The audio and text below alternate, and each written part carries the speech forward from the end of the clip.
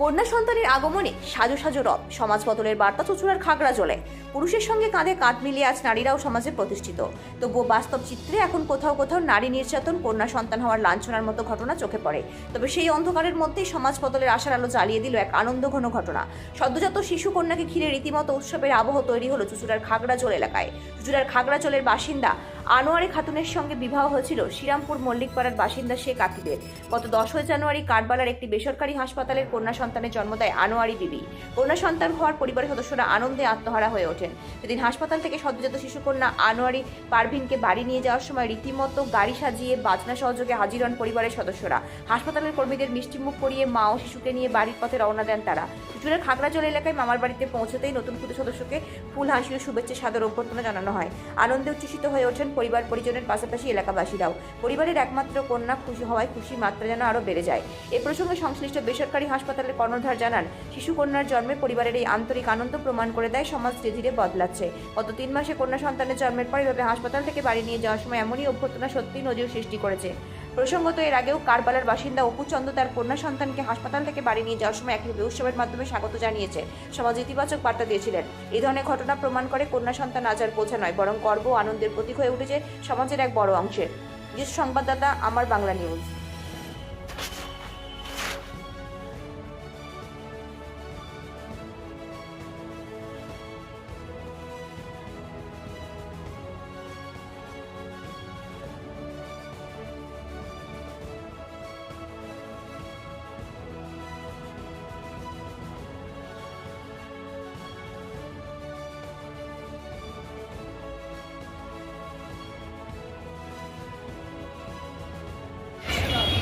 দাদা, এইভাবে মেয়েকে অভ্যর্থনা জানাচ্ছেন, কি বিষয়টি, কি এটা আনন্দ? মেয়ে হয়তো খুব খুশি, মেয়ে ইচ্ছা ছিল।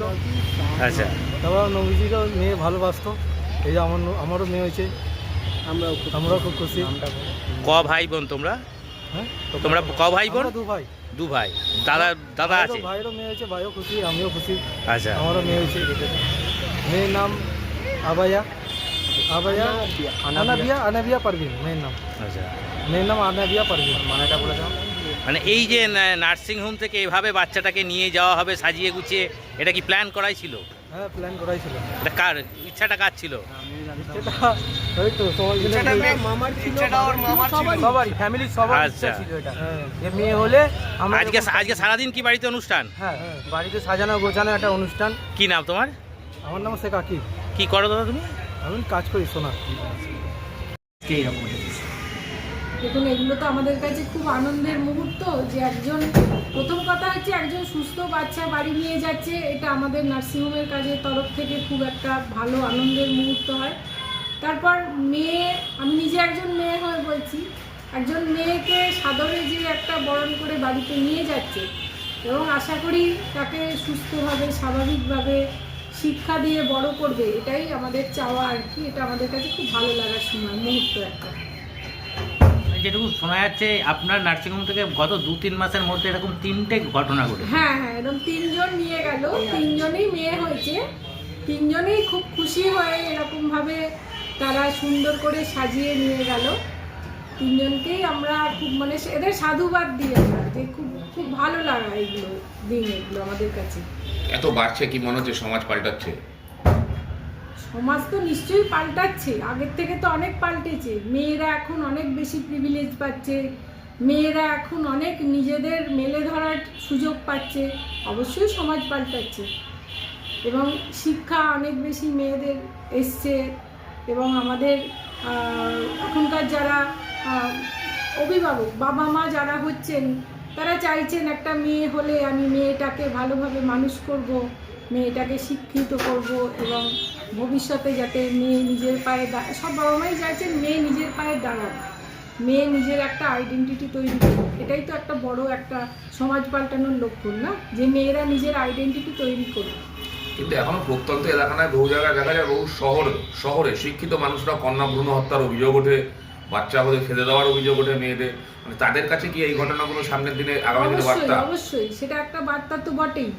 কন্যা ভ্রূণ হত্যার ঘটনা হয়, আমরা খবরের কাগজে পড়ি, মিডিয়াতে দেখি যে বাচ্চা ফেলে দিয়ে গেছে।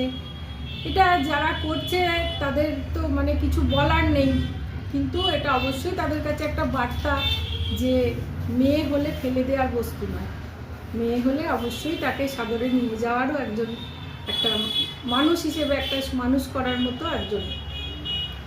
নার্সিংহোম তো আপনাদের কাছে একটা মানে ব্যবসার জায়গা, ব্যবসা। এই ধরনের ঘটনা যখন আপনার নার্সিংহোম থেকে নিয়ে যাচ্ছে নিজেও মহিলা, কিরকম মনে হয়?